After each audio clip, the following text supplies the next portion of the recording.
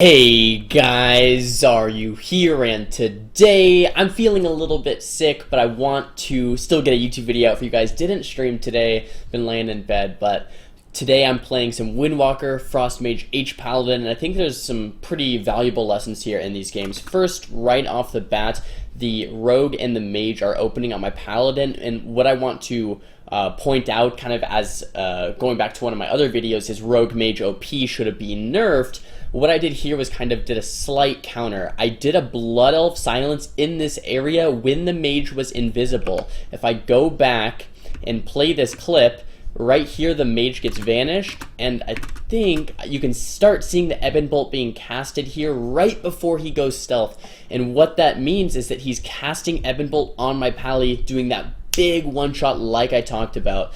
I think what you can do is blink on top and then Belf Silence and try to get that. However, he can counter that by blinking away while he's casting the Ebon Bolt and get it off anyway. I'm not sure if he did that or not, but regardless, you can try to stop that cast. So yeah, I think he might have blinked away and gotten that off anyway, so beautifully played by him. I tried to counter it, but my Pally did go ahead and throw out that bubble. So right away in the opener here, Mage uses his Icy Veins, he uses his Trinket, and they get our Paladin's Bubble and his Wings. I go into some Sheeps here. I still have my go. I still have Trinket, I still have Icy Veins, I still have Orb, and Windwalker Mage is not a setup that I would say is extremely powerful right now, but all it takes, guys, is one good setup, and that's what I really want to stress here in this game. We do a nice go on the Mage, and we get the Rogue's Trinket on that leg sweep, so that's something that you want to keep in mind. The Rogue used his Trinket, so if we can do a nice big setup on the Rogue, I still have Icy Veins and Orb. I still haven't done anything in this game. All it takes is that one big go, and I really want you guys to understand that. You can have kind of an off game, things might not be going your way, but if you get cooldowns out of the way, by maybe enemies making mistakes, trinketing where they shouldn't have, and you just get one big go with all your cooldowns, it doesn't matter if you do half of the enemy's damage. It doesn't matter if, maybe you missed your kick, or, you did a bad ice block. Like, just forget about what you maybe have done wrong in that game, and while you're in that game, it's like, all right, what can we do to win this game? All we need is one big go, and I know that right here, and I'm sheeping the Rogue, and I counterspell the Mage, and I go, guys, let's go Rogue. He has no Trinket available. We can just kill him 100-0 when that's done because I have Icy Veins and Orb. I sheep the Rogue so he can't put up Feint on himself to reduce the damage from AoE abilities. Comet Storm, I think Ice Nova even counts, Orb might even count, and he has no Feint up. I counterspell the Mage in his Polymorph so he cannot peel with Sheeps or any type of peel, and we're just going to do a big go with a Hodge onto the Druid. So right here, I call it out, my Monk rolls over, leg sweeps, the Cyclone comes out and it gets Hodge. So look at this, triple CZ, we have a Hodge, the counterspell on the Mage, and the leg sweep. Beautiful setup. I use my Icy Veins Orb for the first time in the game, and boom, the Rogue goes down. So all it takes is that one perfect go with that triple CC, and there we go, we landed our kill. Even though, maybe we shouldn't have won that matchup, maybe we should have lost that game. Look at my damage was actually quite low. All of my damage, all of that 8 million damage, I'd say most of it was in that last stun on the Rogue. So pretty awesome game there. Here we are in this next game playing the same comp, but this time we're I'm going a little crazy with my camera right there. I'm not sure what I was doing, but we're fighting a Resto Shaman, an Arms Warrior, and a Fire Mage. Fire Mages classically have countered Frost Mages. It's very difficult, really just to the nature of them being able to constantly go with their single target damage, constantly have pressure, and that Dragon's Breath, which is so interruptive with Frost Mage Burst and CC. So this is a very, very difficult matchup for us. We get a nice setup here with a Paralyze onto the Shaman, Touch of Death, Leg Sweep, and I really just thought the game would be over right here, right now, but that War Banner comes up. I do kill the War Banner, but wasn't quite quick enough. We get a Belf into a Hodge, but that Rally comes out, the wall comes out from the Shaman, and that Global Wasted from killing the War Banner, Healing Stream comes down, and the Shaman's going to be okay. The problem with this, guys, is, like, you might think, oh, wow, what a great opener. You got a lot of cooldowns. We didn't get Link. They aren't wearing trinkets. All of them are playing Relentless, which means we couldn't even get the trinket cooldown, which means next time we go isn't going to be any easier. However, I used my Icy Veins, I used my Orb, I used my Trinket, my Monk used Touch of Death, so we used a lot of cooldowns, and since they're not playing Trinket, we technically didn't really get anything. We got Shaman Wall, we got Earthen Shield, but that's going to be back up, so this game is going pretty brutal for us. This time we're doing another setup. However, I'm going to Sheep the Warrior so we can't do any type of peel, and I'm going to get ready to counterspell that mage in case he tries to polymorph. Counterspell the polymorph, Sheep the Warrior, and we get a nice big go here onto the Shaman, and once again, he just kind of survives. I think we overlapped on the Hodge and the leg sweep there, which is a huge deal in our comp, because those are our two most important stuns that you really don't want to be overlapping. So, like I said, since we're not using trinkets, we're not really any closer to a kill than we were like a minute or two ago when the game started.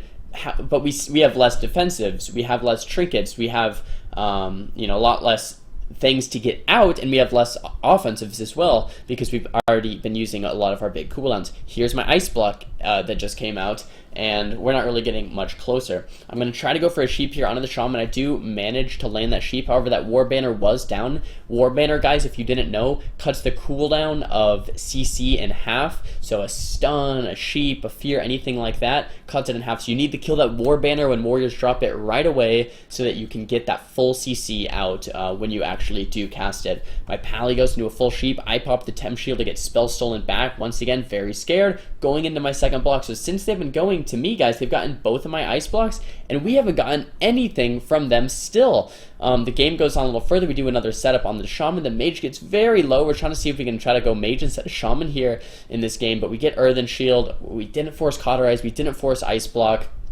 This game looks pretty negative for us. I quickly want to talk about burning determination. Burning determination, if you get kicked, your next kick is going to be a lot. I think it's 70% reduced on you, and ever since Blink Prismatic Cloak got nerfed, I really have been liking burning determination. The reason being, against not against every team, but against a team like this with Resto Shaman Shear, Mage Kick, and Warrior Kick, there's 3 kicks, as you can see here on my Omnibar, that are all pretty much going into me for the most part on sheeps or any type of CC. So I got this full sheep on the shaman mainly because every time I would cast and get kicked, that burning determination makes it 70% shorter. So something to keep in mind. Prismatic Cloak still good against teams that are all magical that aren't kicking you as much, and the Netherwind Armor good against double physical teams that aren't maybe kicking you on cooldown, or maybe don't have a shaman as a healer with that wind shear. Continuing in this game, laying that nice sheep on the shaman, continuing pressure onto this mage, seeing if we can get maybe cauterize, get that resheep onto the shaman, and I get stunned, so I can't get that third sheep. Trying to get an Ebon Bolt off, maybe, but it does get grounded. Beautiful grounding there by the shaman. Trying to Kona Cold Kite this warrior. Guys, remember, I have no ice blocks available, so next time they get a big go on me, I'm definitely in a world of trouble. Trying to figure out something here in this game, and what I want to kind of point back towards is that all you need is one good setup, right? Especially when they're relentless, because they basically never do have a trinket. I have Icy Veins back up, and if you guys remember, one good setup, that's all it takes. I have Icy Veins up. The shaman is orc and relentless. He's not going to be able to get out, and here it is. I'm casting the polymorph. I have counterspell available for this mage. The shaman is in a paralyze, and the shaman has no earth shield. I sheep the warrior. Warrior cannot get out of this because he is playing relentless. Shaman is not going to be able to dispel the warrior. Warrior cannot rally. He cannot war banner. He cannot stormbolt, fear, disarm, any type of peel while he's in that sheep. Sheep comes out. I get my Veins Orb down. I want to quickly note I should have counterspelled that sheep on me, but I don't. I get sheeped and then Dragon's Breath. I counterspell this resheep, and look at this cross CC, guys. Counterspell on the mage. He cannot peel anymore. Sheep on the warrior, it's about to expire, but the shaman is in a world of hurt, and the shaman got paralyzed in a stun, so the shaman had nothing he could do about it.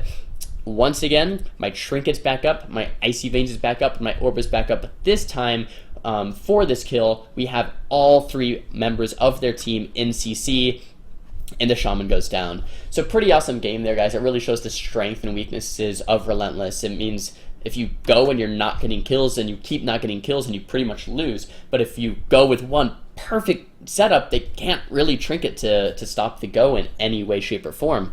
So pretty awesome game there, guys, and it really does just outline the fact that all you need to win a game is to kill the enemy team, and all that takes is one good setup, especially if the enemy team is playing Relentless. Guys, if this video is helpful, please give it a thumbs up. Helps me so much. If it wasn't, give it a thumbs down. Talk to me in the comments below. I really want to hear your guys' thoughts about this video and about the videos I've been doing recently. The Rogue Mage Nerf video, a lot of you guys seem to be liking it, put in a lot of your input, so I definitely like hearing from you guys about that. And even in the start of this video, kind of showed a counter to that Rogue Mage play, but then he countered it back by blinking even further, so I thought that was pretty interesting. And don't forget to subscribe if you like it around here, guys. I'll be posting videos every single day just like this, so I'll see you guys next time. Peace!